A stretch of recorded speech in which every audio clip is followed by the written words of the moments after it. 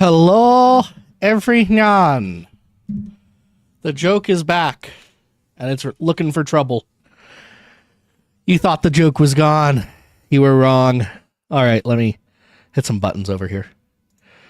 We're not going to be playing the classical music the entire time. I'm sorry. Oh, I forgot. I forgot to turn on... I forgot two things. And I forgot to put Typhlosion away. Sorry, Typhlosion. This is not your time. This is sitting time.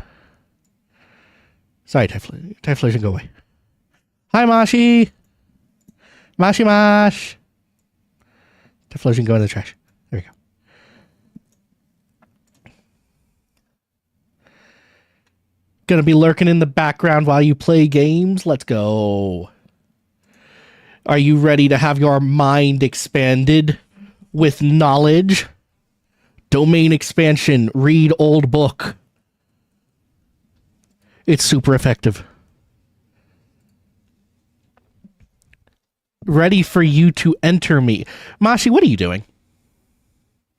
Mashi, what are these words coming out of your mouth? My knowledge. Yes, my knowledge. That's what's entering. Okay. Normally you make someone a mod so they can prevent these kind of messages. I don't know.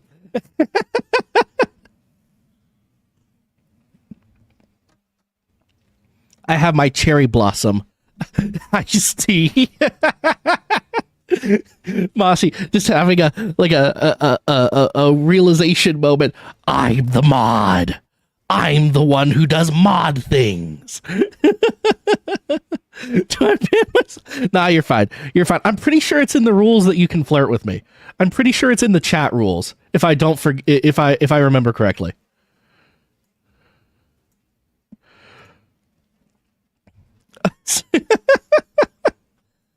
And I put that in there specifically because I knew a lot of people would do that, and I don't like banning people over silly things. It's not my it's not my forte.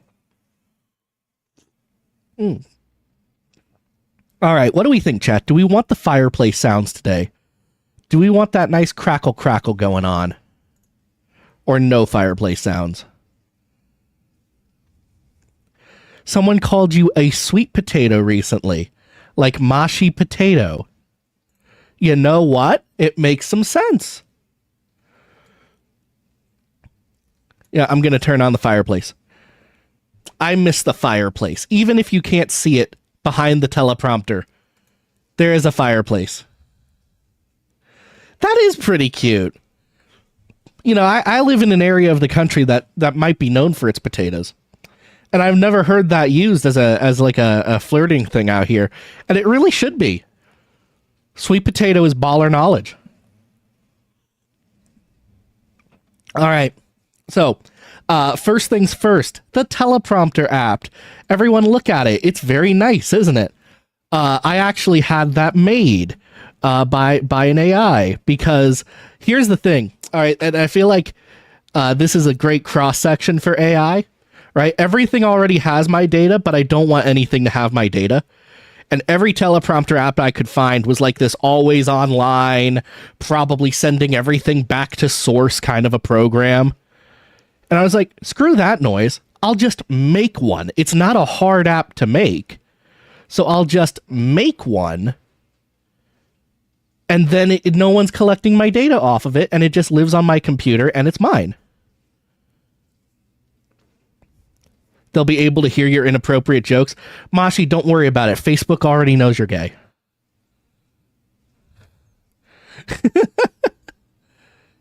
Well, so it is AI made. I know no coding. I know 0% coding. But, you know, it looks good and it works. So that's all I care about. And more importantly, I actually have a teleprompter I can capture for you guys. So when I start the book, you guys can read along with me. Look at that. Look at that. It works. It just works. I feel like this is a massive improvement to stream over what we used to do for reading. If you remember, what we used to do was I had a caption transcription bot running in OBS. and it would get every other word wrong. It's sometimes in funny ways, but this is the exact thing I'm supposed to be reading. So when I flub a line, you guys will know exactly when I flub it. This also fixes the problem we were having with Rider at the Gate, which is a lot of sci-fi books and fantasy novels and things. They will have interesting writing conventions, sometimes using things like colons or brackets. And brackets in a lot of programs can look like code, and it tries to execute the code and thus deletes the line from the teleprompter. That's no longer an issue either, because I made a teleprompter and I can tell it not to do that. So we may return to Rider at the Gate at some point when I'm done feeling bad about butchering the first couple chapters.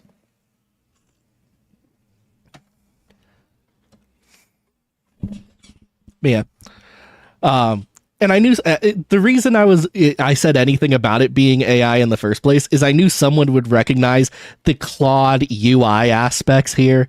Like, it looks AI, and I don't care because it works. Yeah, I'm very done about being judged over this stuff, right? It's stunning to me that Rick and Morty has a line that could probably be used for the next 100 years and always be applicable. Your boos mean nothing. I know what makes you cheer. But I want to address it at the top because, if someone has a huge moral complaint about this, well, now you know, and you can go somewhere else and whatever. I don't care.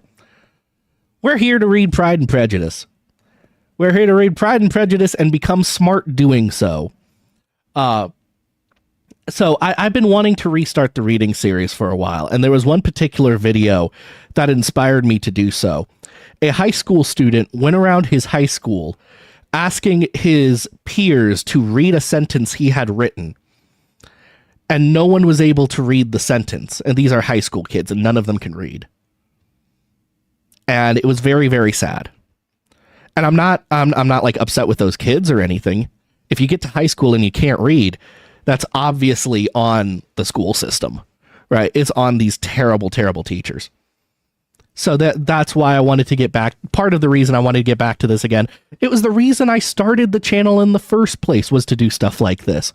And I had talked myself out of it, basically. I had black-pilled myself into thinking this didn't matter and no one cared. And over the last few months, I had kept seeing in my analytics, views for the reading stuff were the ones that were popping up the most. It was my reading content that was getting the most return viewership. And that's when I realized, this is doing what I wanted it to do in the beginning. There are kids who are in school who are seeing these old novels and they don't want to read it themselves, or maybe they have trouble reading themselves, whichever, I don't care. And they're looking for people reading it out loud. They're looking basically for free audiobooks for it on YouTube. And that's what we're providing. So there you go. With all that said, let's get into it. It's Pride and Prejudice. Oh, before I start, I will also note, I'm going to have to do a lot of female voices in this one. It's going to be like Enchanted April all over again. I'll do my best. Let's just say that. I'll do my best. Also, the chapters are short. It's a romance novel, so that'll be fun. Short chapters are fun. We get a chance to breathe every couple minutes, All right. Allow me to clear my throat and we'll get started.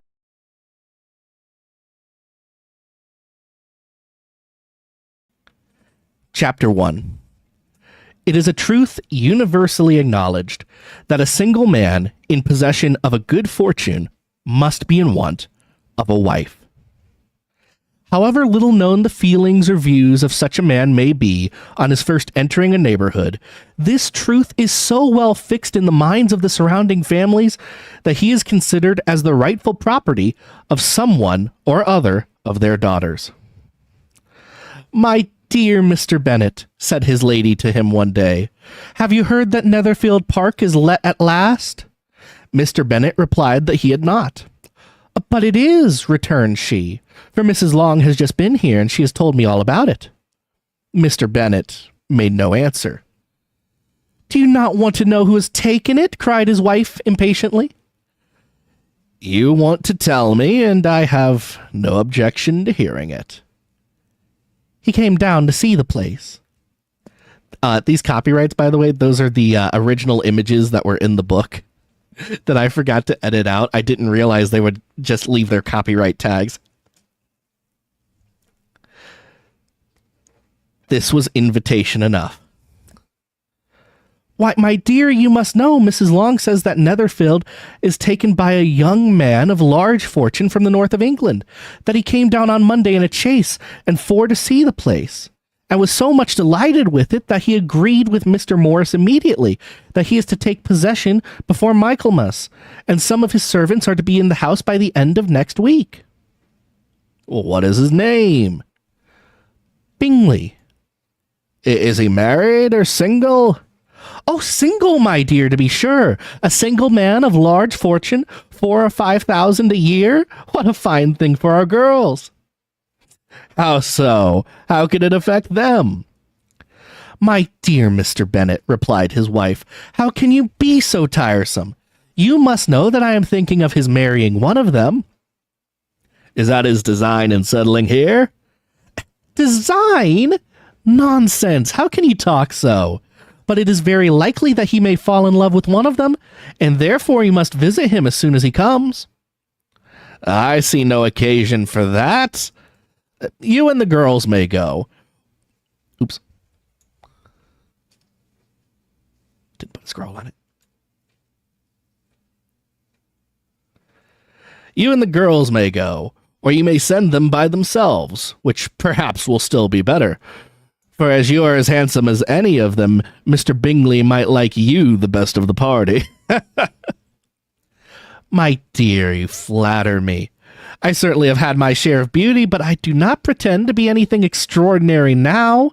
When a woman has 5 grown-up daughters, she ought to give over thinking of her own beauty. In such cases, a woman has not often much beauty to think of. But, my dear, you must indeed go and see Mr. Bingley when he comes into the neighborhood. It is more than I engage for, I assure you. But consider your daughters. Only think what an establishment it would be for one of them. Sir William and Lady Lucas are determined to go, merely on that account, for in general, you know, they visit no newcomers. Indeed, you must go, for it will be impossible for us to visit him if you do not. You're over-scrupulous, surely. I dare say Mr. Bingley will be very glad to see you, and I will send a few lines by you to assure him of my hearty consent to his marrying whichever he chooses of the girls, though I must throw in a good word for my little Lizzie. I desire you will do no such thing. Lizzie is not a bit better than the others, and I am sure she is not half as handsome as Jane, nor half as good-humoured as Lydia, but you are always giving her the preference. They have, none of them, much to recommend them, replied he. They're all silly and ignorant like other girls, but Lizzie has something more of quickness than her sisters. Mr. Bennet, how can you abuse your own children in such a way? You take delight in vexing me. You have no compassion on my poor nerves. You mistake me, my dear. I have a high respect for your nerves. They are my old friends. I have heard you mention them with consideration these 20 years at least. Ha! You do not know what I suffer. But I hope you will get over it, and live to see many young men of 4,000 a year come into this neighborhood. It will be no use to us if 20 such should come, since you will not visit them. Depend on it, my dear, that when there are 20, I will visit them all. Mr. Bennet was so odd a mixture of quick parts, sarcastic humor, reserve, and caprice that the experience of 23 years had been insufficient to make his wife understand his character. Her mind was less difficult to develop. She was a woman of mean understanding, little information, and uncertain temper. When she was discontented, she fancied herself nervous. The business of her life was to get her daughters married. Its solace was visiting and news. I hope Mr. Bingley will like it. We'll go straight into chapter 2. We don't know enough about them yet. We need more chapters. Mr. Bennet was among the earliest of those who waited on Mr. Bingley. He had always intended to visit him, though to the last always assuring his wife that he should not go. Until the evening after the visit was paid, she had no knowledge of it. It was then disclosed in the following manner. Observing his second daughter employed in trimming a hat, he suddenly addressed her with, "I hope Mr. Bingley will like it, Lizzie." "We are not in a way to know what Mr. Bingley likes," said her mother, resentfully, "since we are not to visit." "But you forget, Mamma," said Elizabeth, "that we shall meet him at the assemblies, and that Mrs. Long has promised to introduce him." "I do not believe Mrs. Long will do any such thing. She has 2 nieces of her own. She's a selfish, hypocritical woman, and I have no opinion of her." "No more have I," said Mr. Bennet, "and I'm glad to find that you do not depend on her serving you." Mrs. Bennet deigned not to make any reply, but, unable to contain herself, began scolding one of her daughters. "Don't keep coughing so, Kitty, for heaven's sake. Have a little compassion on my nerves. You tear them to pieces." "Kitty has no discretion in her coughs," said her father. "She times them ill." "I do not cough for my own amusement," replied Kitty, fretfully. "When is your next ball to be, Lizzie?" "Tomorrow fortnight."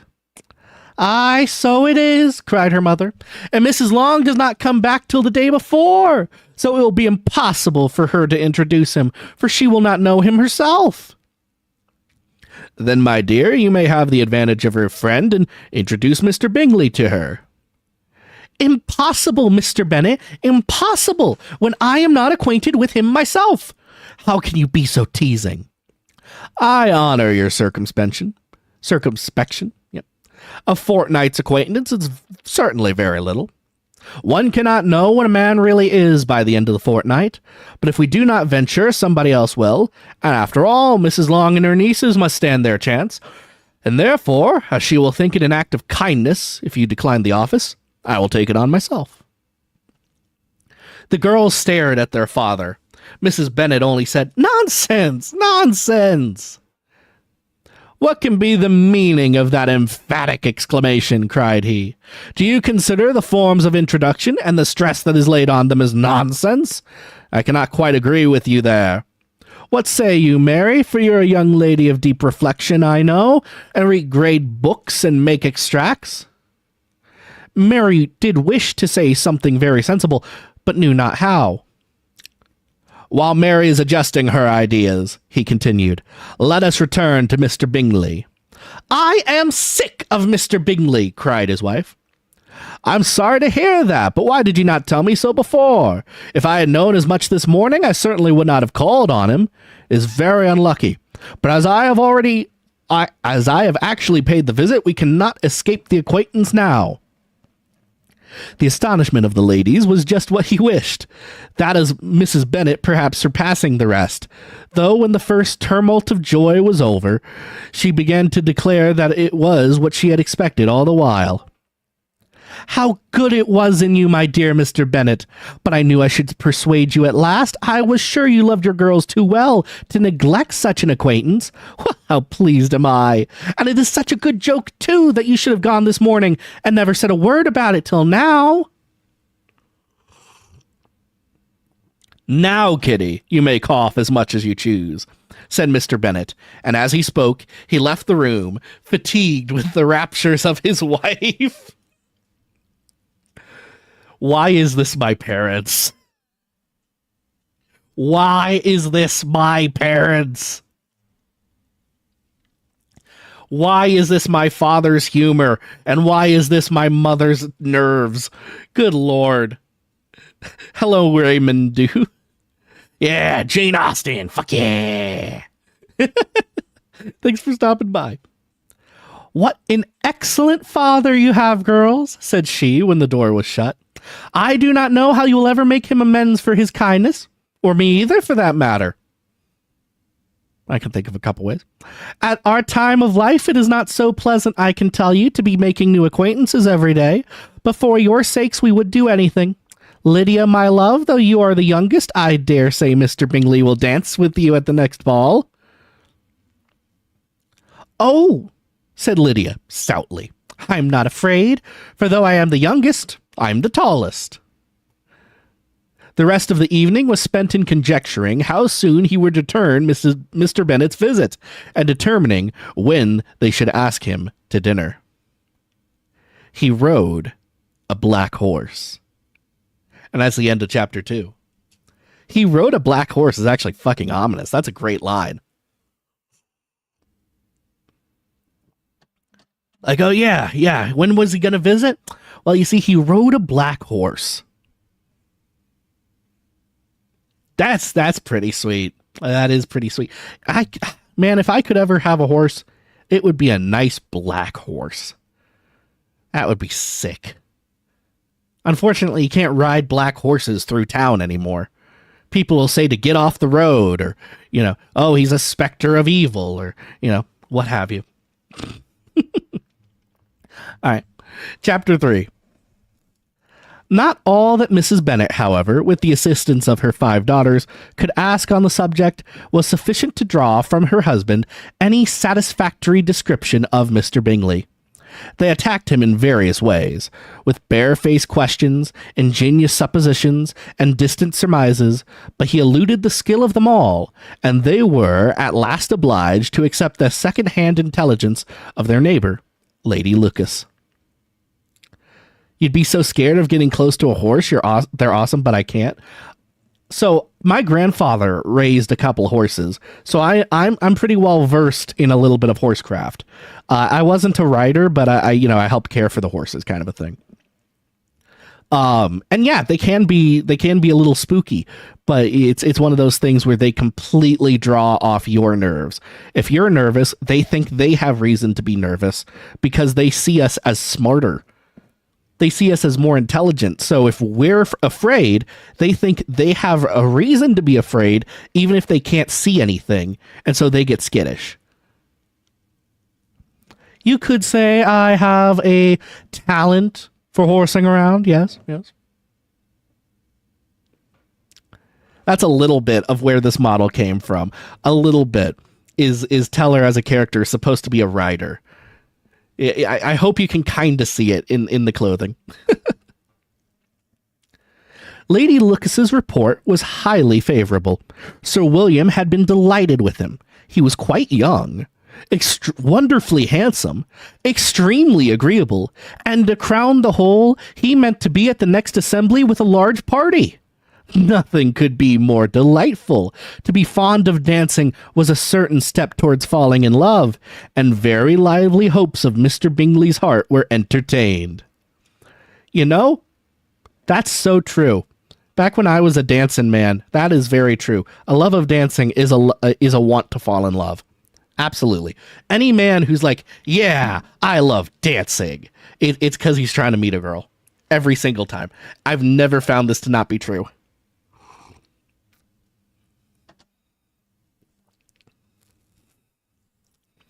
If I can but see one of my daughters happily settled at Netherfield, said Mrs. Bennet to her husband, and all the others equally well married, I shall have nothing to wish for. In a few days, Mr. Bingley returned Mr. Bennet's visit, and sat about 10 minutes with him in his library. He had entertained hopes of being admitted to the sight of the young ladies, of whose beauty he had heard much, but he saw only the father. The ladies were somewhat more fortunate, for they had the advantage of ascertaining from an upper window that he wore a blue coat and rode a black horse. Very, what are we trying to say here? 19th century? Aristocrat looking? It fits writing in books, the cars and movies. That's true. Writing and books really is cars and movies. I'm a movie buff. That is a great observation, actually. That's a very good observation. I would never have considered that.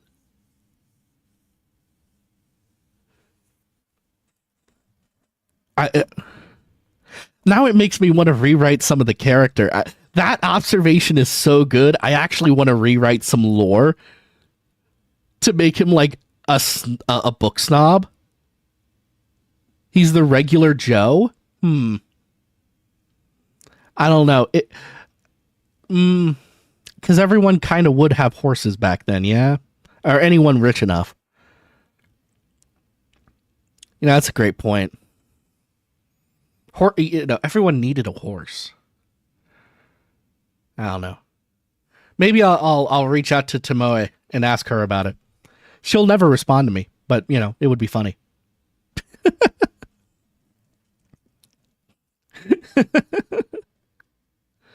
An invitation to dinner was soon afterwards dispatched, and already had Mrs. Bennet planned the courses that were to do credit to her housekeeping, when an answer arrived which deferred it all. Mr. Bingley was obliged to be in town the following day, and consequently unable to accept the honor of their invitation, etc. Mrs. Bennet was quite disconcerted. She could not imagine what business he could have in town so soon after his arrival in Hertfordshire, and she began to fear that he might always be flying about from one place to another, and never settled at Netherfield as he ought to be. Lady Lucas quieted her fears a little by starting the idea of his being gone to London only to get a large party for the ball, and a report soon followed that Mr. Bingley was to bring 12 ladies and 7 gentlemen with him to the assembly. The girls grieved over such a number of ladies, but were comforted the day before the ball by hearing that, instead of 12, he had brought only 6 with him from London, his 5 sisters and a cousin. And when the party entered the assembly room, it consisted of only 5 altogether. Mr. Bingley, his 2 sisters, the husband of the eldest sister, and another young man. Oh, he's third wheeling. Mr. Bingley was good-looking and gentlemanlike. He had a pleasant countenance and his easy, unaffected manners. His sisters were fine women with an air of decided fashion. His brother-in-law, Mr. Hurst, merely looked the gentleman, but his friend, Mr. Darcy, there he is. Mr. Darcy soon drew the attention of the room by his fine tall person, handsome features, noble mien. Mien? I've never seen this word before. I feel like such a fraud. What in the world is a mien? And how do I say it? It's just men? A person's outward bearing, demeanor, or facial expression typically indicating their character, mood, or attitude. It is a literary term often used to describe a specific, somewhat cultivated look, such as a noble mien or stern mien. I've never heard of this word. Mean. It's mean. We've learned a word, everybody! We've done learning. Huzzah! His noble mien and the Oh, no, I have heard of this word. I've only heard it in audiobooks before. I thought it was M-E-A-N.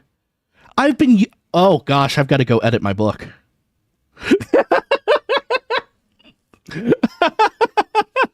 I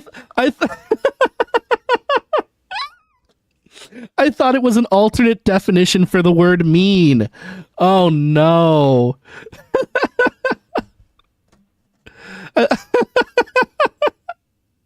Oh, that's awful of me.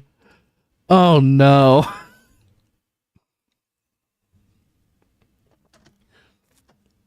And the report, which was in general circulation within 5 minutes after his entrance, of his having 10,000 a year.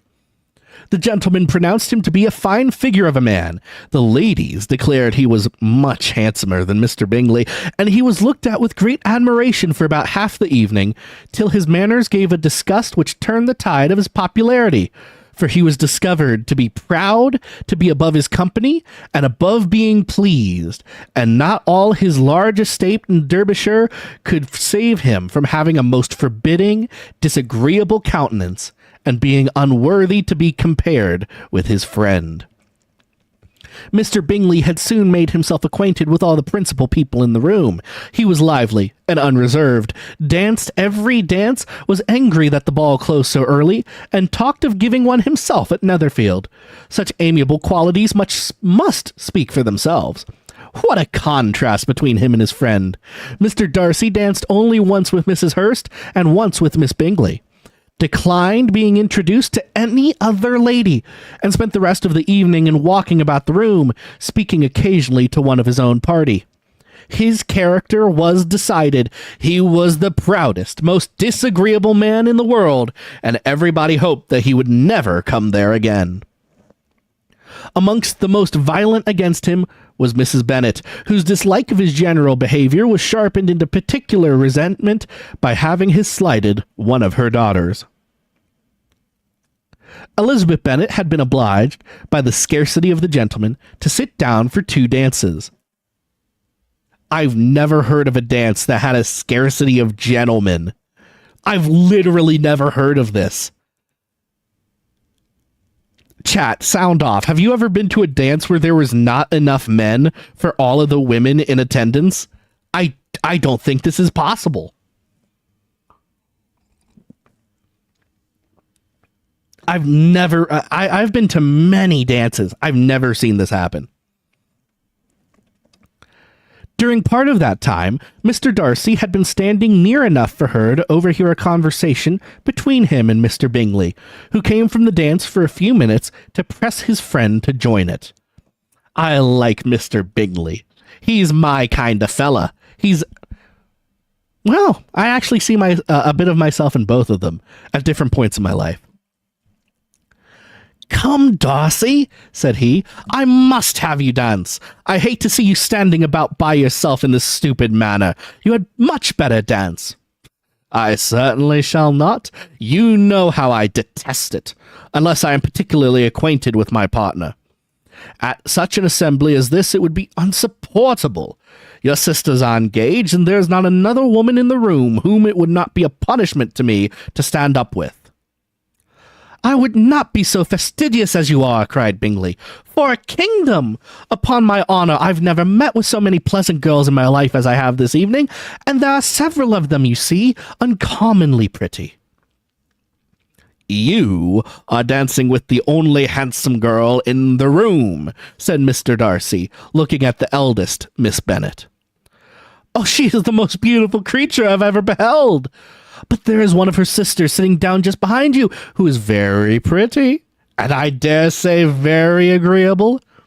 Do let me ask my partner to introduce you. She is tolerable." "Which do you mean?" And turning around, he looked for a moment at Elizabeth, till catching her eye, he withdrew his own, and coldly said, "She is tolerable, but not handsome enough to tempt me, and I am in no humour at present to give consequence to young ladies who are slighted by other men. You had better return to your partner and enjoy her smiles, for you're wasting your time with me." Mr. Bingley followed his advice, and Mr. Darcy walked off, and Elizabeth remained with no very cordial feelings toward him. She told the story, however, with great spirit among her friends, for she had a lively, playful disposition, which delighted in anything ridiculous. My kind of gal right there, all right? My kind of gal. Delighted in anything ridiculous. If you know that woman, send me her number. The evening altogether passed off pleasantly to the whole family. Mrs. Bennet had seen her eldest daughter much admired by the Netherfield party. Mr. Bingley had danced with her twice, and she had been distinguished by his sisters. Jane was as much gratified by this as her mother could be, though in a quieter way. Elizabeth felt Jane's pleasure. Mary had heard herself mentioned to Miss Bingley as the most accomplished girl in the neighbourhood, and Catherine and Lydia had been fortunate enough to never be without partners, which was all that they had yearned to care for at a ball. They returned, therefore, in good spirits to Longbourn, the village where they lived, and of which they were the principal inhabitants. They found Mr. Bennet still up, with a book he was regardless of time, and on the present occasion he had a good deal of curiosity as to the event of the evening, which had raised such splendid expectations. Excuse me.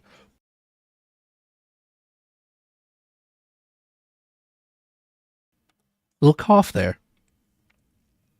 He had rather hoped that all his wife's views on the stranger would be disappointed, but he soon found that he had a very different story to hear. "Oh, my dear Mr. Bennet," as she entered the room, "we have had a most delightful evening, a most excellent ball. I wish you had been there. Jane was so admired, nothing could be like it. Everybody said how well she looked, and Mr. Bingley thought her quite beautiful, and danced with her twice. Only think of that, my dear. He actually danced with her twice, and she was the only creature in the room that he asked a second time. First of all, he asked Miss Lucas. I was so vexed to see him stand up with her, but however, he did not admire her at all. Indeed, nobody can, you know, and he seemed quite struck with Jane as she was going down the dance.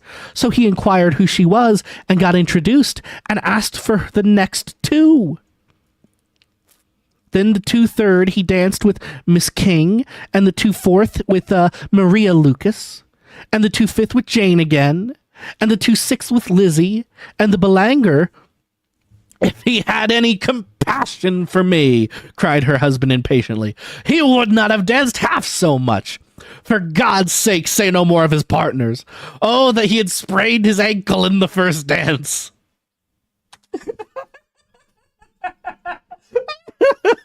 It's my dad. What is my dad doing here?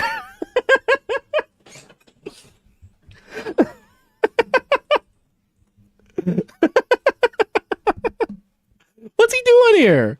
Dad, why are you here? "Oh, my dear," continued Mrs. Bennet, "I'm quite delighted with him. He is so excessively handsome, and his sisters are charming women. I never in my life saw anything more elegant than their dresses. I dare say the lace upon Mrs. Hurst's gown." Here she was interrupted again. Mr. Bennet protested against any description of finery. She was therefore obliged to seek another branch of the subject, and related, with much bitterness of spirit and some exaggeration, the shocking rudeness of Mr. Darcy. This is hitting close to home. It really is. It really is. See, I was homeschooled, which meant that we couldn't do any of the public school activities in our state, even though we still had to pay taxes for them. True story. But if we had ever gone to prom or something, or to a ball or something of that effect, this would have been my mother. And if we had come home and tried to tell our dad anything about it, he wouldn't have been quite as sarcastic as this. He would have said something along the lines of, "Well, that's good," and immediately left the room.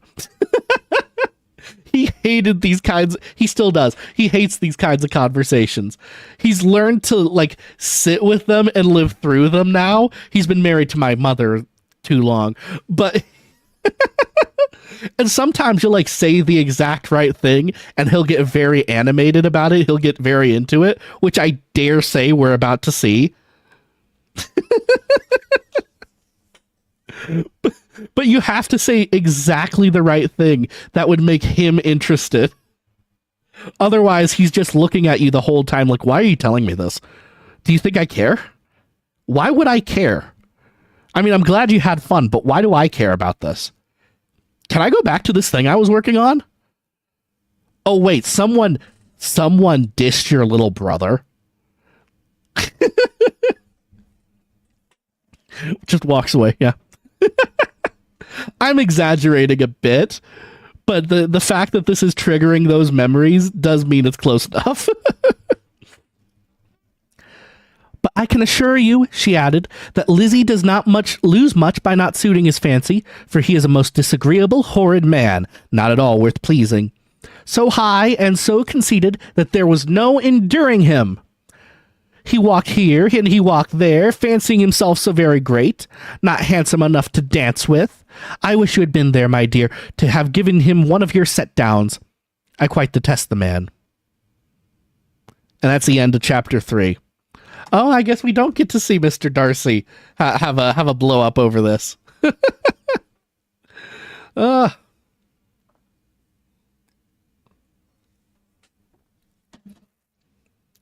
You know, this is one of those things I've never said to my dad, which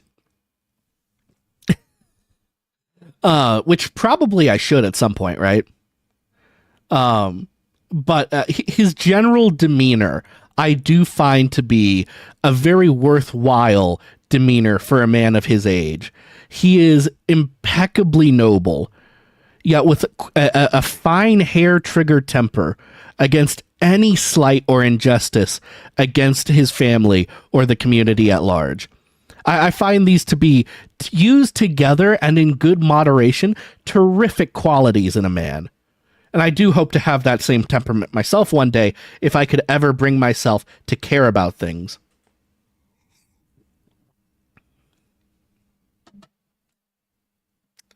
Yeah, Raymond, that's not far off. That's not far off.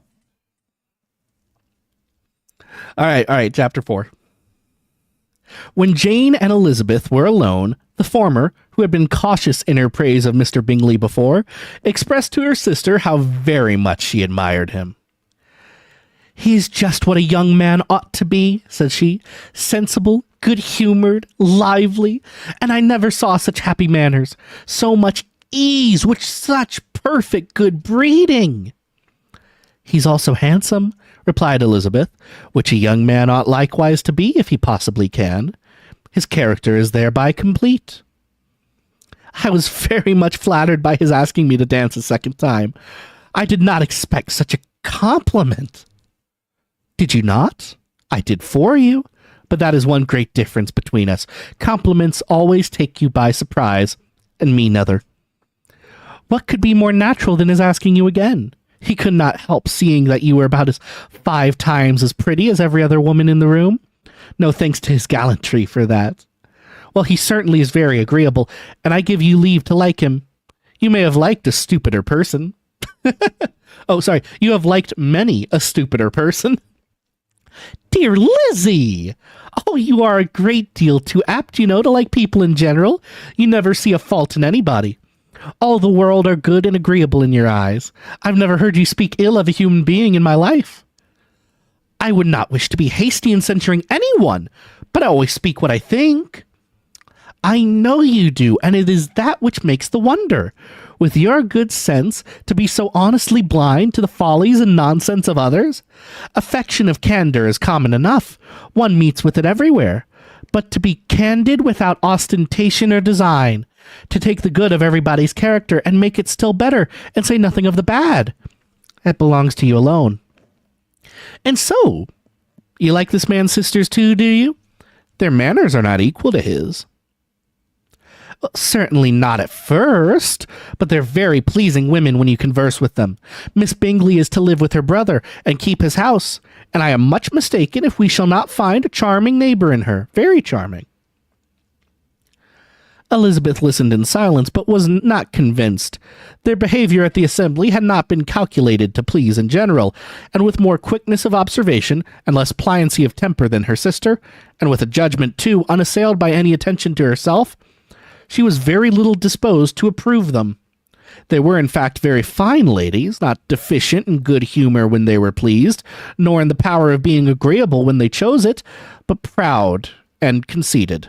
They were rather handsome, had been educated in one of the first private seminaries in town, had a fortune of £20,000, were in the habit of spending more than they ought, and of associating with people of rank, and were therefore in every respect entitled to think well of themselves, and meanly of others. They were a respectable family in the north of England, a circumstance more deeply impressed on their memories than that their brother's fortune and their own had been acquired by trade. Mr. Bingley inherited property to the amount of nearly £100,000 from his father, who had intended to purchase an estate, but did not live to do it. Mr. Bingley intended it likewise, and sometimes made choice of his county. But as he was now provided with a good house and the liberty of a manor, it was doubtful to many of those who best knew the easiness of his temper, whether he might not spend the remainder of his days at Netherfield, and leave the next generation a purchase. His sisters were very anxious for his having an estate of his own, but though he was now established as only a tenant, Miss Bingley was by no means unwilling to preside at his table, nor was Mrs. Hurst, who had married a man of more fashion than fortune, less disposed to consider his house as her home when it suited her. Mr. Bingley had not been of age 2 years when he was tempted, by an accidental recommendation, to look at the Netherfield house. He did look into it, and into it for half an hour, was pleased with the situation in the principal rooms, satisfied with what the owner said in its praise, and took it immediately. I have to look something up. What's the age? How old is Darcy? Is he 18 or 20?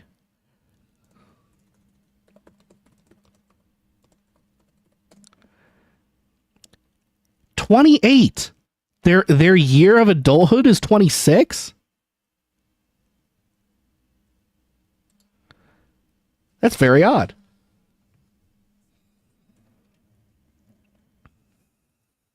Between him and Darcy, there was a very steady friendship, in spite of a great opposition of character. Bingley was endeared to Darcy by the easiness, openness, and ductility of his temper, though no disposition could offer a greater contrast to his own, and though with his own he never appeared dissatisfied. On the strength of Darcy's regard, Bingley had the firmest reliance, and of his judgment the highest opinion. In understanding, Darcy was the superior. Bingley was by no means deficient, but Darcy was clever. He was at the same time haughty, reserved, and fastidious, and his manners, though well-bred, were not inviting. In that respect, his friend had greatly the advantage. Bingley was sure of being liked wherever he appeared. Darcy was continually giving offence. The manner in which they spoke of the Meryton assembly was sufficiently characteristic. Bingley had never met with pleasanter people or prettier girls in his life. Everybody had been most kind and attentive to him. There had been no formality, no stiffness. He had felt soon acquainted with all the room. And as to Miss Bennet, he could not conceive an angel more beautiful. Darcy, on the contrary, had seen a collection of people in whom there was little beauty and no fashion, for none of whom he had felt the smallest interest, and from none received either attention or pleasure.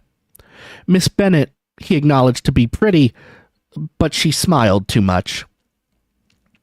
Mrs. Hurst and her sister allowed it to be so, but they still admired her and liked her, and pronounced her to be a sweet girl, and one whom they should not object to know more of. Miss Bennet was therefore established as a sweet girl, and their brother felt authorized by such condemnation to think of her as he chose. And that's the end of chapter 4.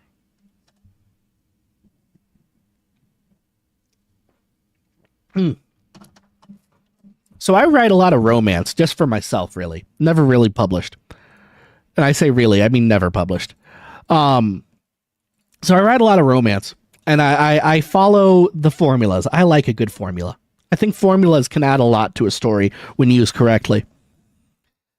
And I'm beginning to realize how much of the romantic genre's formula is based off Mr. Darcy and Elizabeth Bennet. It's a shocking amount. There's little hints and pieces around. Basically, Mr. Darcy is so clever, he enjoys lying to himself. That's kind of the vibe I think we're going to end up with here. Where, oh, you know, she's pretty, but she's not that pretty. She smiles too much.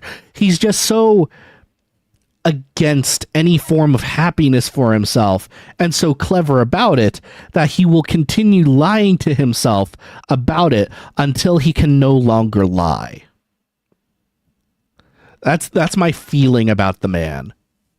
Whereas Elizabeth will rather do the same. She will be so displeased with this early appearance of him that she will lie to herself about him until she can no longer do so. But I do think Elizabeth will be the first to fall. I don't think Darcy is. I think it's Elizabeth. Which does make this a little bit more tasty, doesn't it?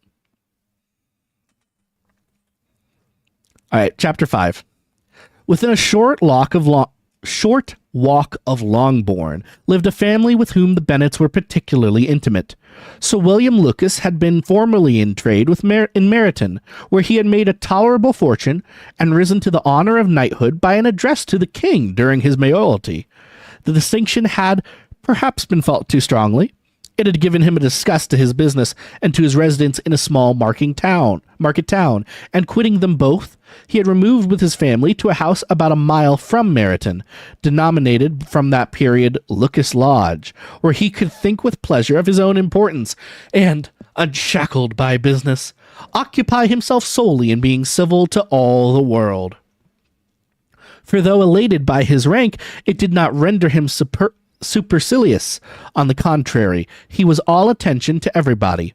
By nature inoffensive, friendly, and obliging, his presentation at St. James had made him courteous. Lady Lucas was a very good kind of woman, not too clever to be a valuable neighbor to Mrs. Bennet. They had several children, the eldest of them, a sensible, intelligent young woman, about 27, was Elizabeth's intimate friend. That the Miss Lucases and the Miss Bennets should meet to talk over a ball was absolutely necessary. Some things never change. Nowadays, this I don't mean to interrupt the flow here, but nowadays this conversation would be held in the story at like a pizza parlor or over the phone. Right? These things never change. Women act like this. Men act in their own way. You know, men will roundaboutly come to this topic of conversation a couple of days afterward in the middle of doing something else.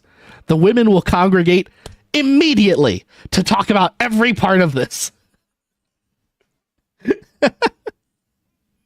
Not to say one is better or worse than the other. It's simply how the sexes behave. And it is such a truism that even this book from hundreds of years ago, right? I'm gonna be mad at myself if I get this wrong. When was Pride and Prejudice written? Original publishing?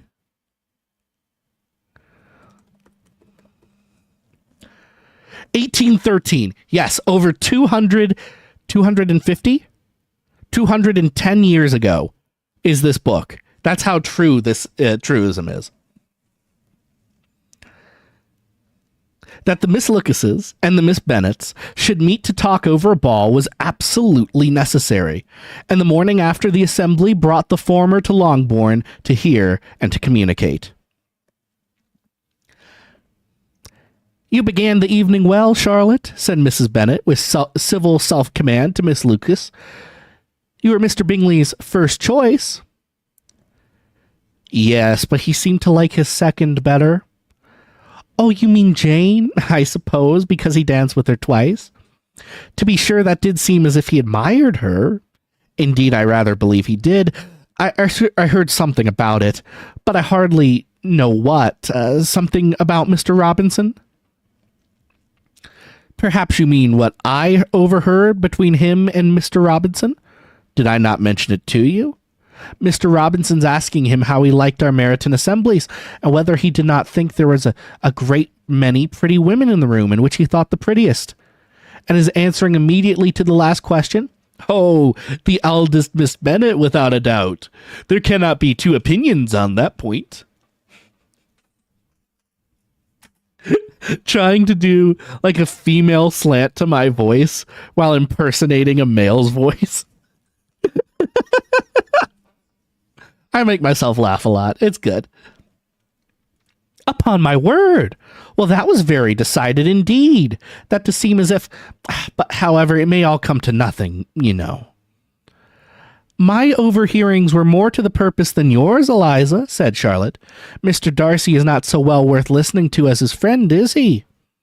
Poor Eliza, to be only just tolerable. "I beg you will not put it into Lizzie's head to be vexed by his ill treatment, for he is such a disagreeable man that it would be quite a misfortune to be liked by him.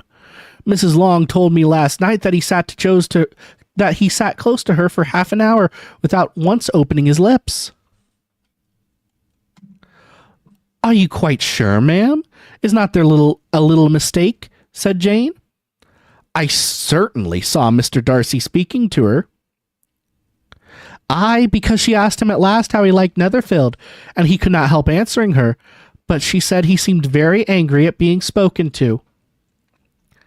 Miss Bingley told me, said Jane, that he never speaks much unless among his intimate acquaintance. With them he is remarkably agreeable. Oh no, I'm Mr. Darcy. Oh no, I'm Mr. Darcy. I've had that exact word said about me. He's closed off, except among his intimate acquaintances. With them, he is remarkably agreeable. Damn it! That's me. That's actually me. That's... Anyone who knows me in my public life can tell you this is true. It takes me like 2 weeks to warm up to someone, I've been told. And after that, it's all bets are off. I'll say anything after I've warmed up to you. But I actually have to warm up to you first. Otherwise, when you talk to me, I'll seem very gruff. Ah, man, I'm Mr. Darcy, aren't I? I've had this said about me. I do not believe a word of it, my dear. If he had been so very agreeable, he would have talked to Mrs. Long. But I can guess how it was. Everybody says that he is eat up with pride, and I dare say he had heard somehow that Mrs. Long does not keep a carriage, and had to come to the ball in a hack chaise. I do not mind his not talking with Mrs. Long, said Miss Lucas. But I wish he had danced with Eliza. Another time, Lizzie, said her mother. I would not dance with him if I were you. I believe, ma'am, I may safely promise you to never dance with him. His pride, said Miss Lucas, does not offend me so much as pride often does, because there is an excuse for it. One cannot wonder that so very fine a young man with family, fortune, everything in his favor, should think highly of himself. If I may so express it, he has a right to be proud. That is very true, replied Elizabeth. And I could easily forgive his pride if he had not mortified mine. Pride, observed Mary, who piqued herself upon the solidarity of her reflections, is a very common failing, I believe.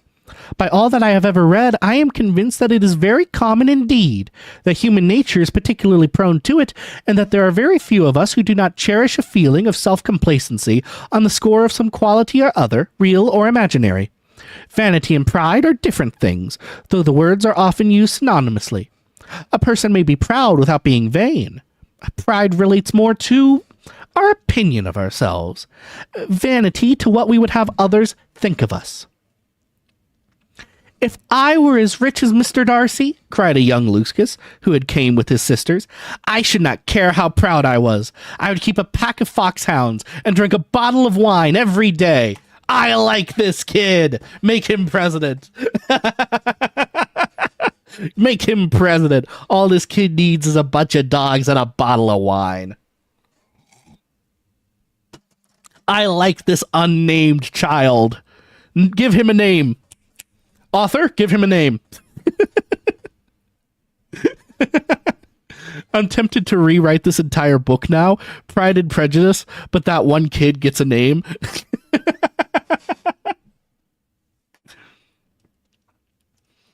Then you would drink a great deal more than you ought, said Mrs. Bennet, and if I were to see you at it, I should take your bottle directly. The boy protested that she should not. She continued to declare that she would, and the argument ended only when the visit did. And that's the end of chapter 5.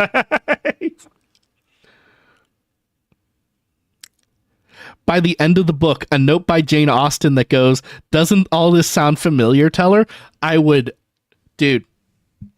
So when I was younger, I had occasion to suffer briefly from bouts of paranoia.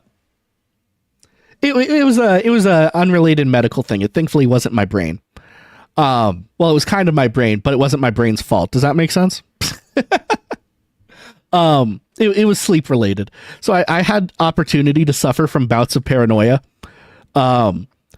That would terrify me. I would instantly be like, oh God, no. Oh God, no, it's happening again. Oh God, I gotta go get to the doctor.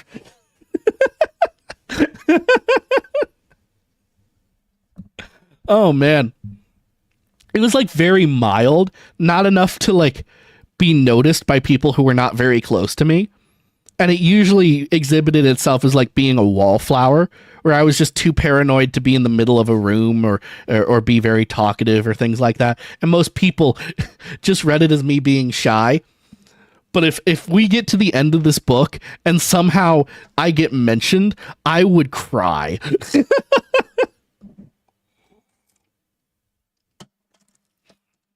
God, oh fuck, oh God, oh fuck, God. Ah! It's a demons. Okay. So this is unrelated to that.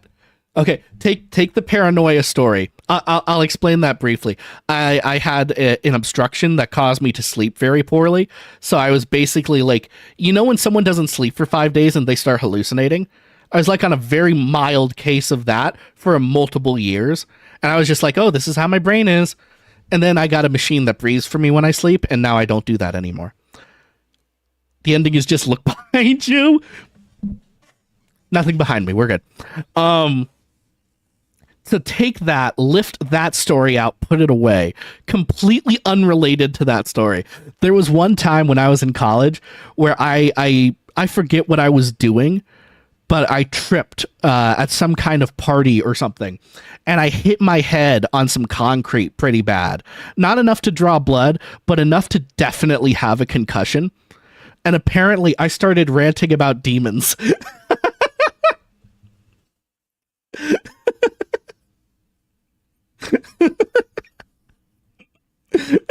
And I was, for like a whole night, I was really convinced that there were like demons in the dorms. It was rough. So like the RA was pretty religious, and he took that really seriously. And it took a while for anyone to ask me directly, and I had to be like, "Oh no, I hit my head. I swear, I hit my head." Like, people came to me the next day. I was like, "I don't know. All I know is my head hurts." Anyone got an ice pack? And then someone came forward and was like, "Oh yeah, he hit his head pretty hard. He said it was okay though."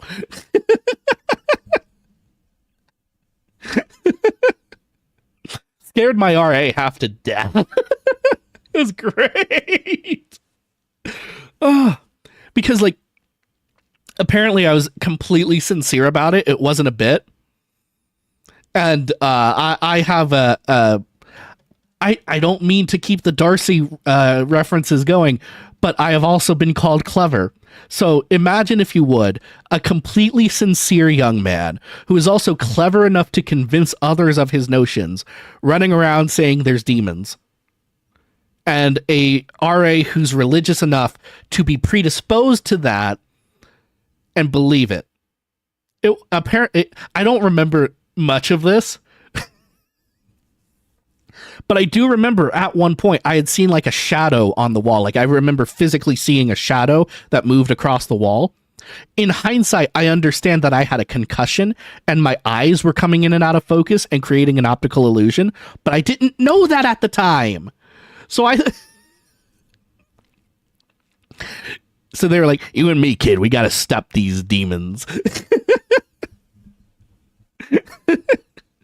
Yeah, for a brief minute, I almost turned into a demon hunter. All right. So here's what's got to happen. I got to end the YouTube stream because we're going to switch over to Pokemon now. And I want this to go directly into the Pride and Prejudice podcast that I set up on YouTube. Hello to everyone listening to the podcast. I hope you enjoyed this audiobook with weird asides and little stories that have nothing to do with Pride and Prejudice.